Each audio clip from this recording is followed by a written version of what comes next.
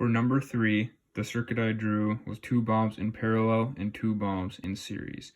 The current of this is 0.5 amps because, as you can see here, the total Req equals to 10 ohms, just like the original one, and I took 5 divided by 10 because the voltage over the total resistance gives me the 0.5 amps. For the recharge, I took the 5 amp hours equals T times current, which is 5 equals T times 0.5, which I took 5 divided by 0.5, gives me the 10 hours of recharge. For the brightness, for the total brightness of this series in parallel, I had to find each voltage of each bulb, which is right there, since in series, they both have the same voltage drop of 2 volts because they receive the same amount of current, which is right there where the Ohm's law is. V equals 0.5 times 4 for both in series.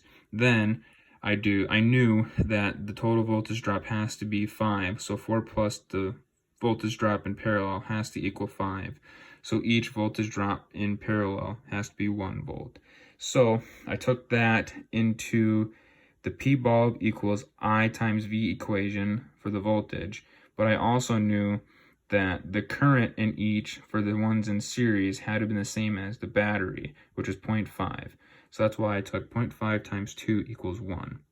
So since they're 1 watt each bulb times 2, the total in series is 2 watts. Then in parallel, the power of each bulb has 0.25 current because it is half of the ones in series, times 1, which gives me 0.25 watts per each bulb in parallel, because the 1.25 times 1 is the voltage. So I took the 0.25 times 2, since there's 2 bulbs, which gives me 0.5, which gives me 2.5 watts, which is the same as the original bulb.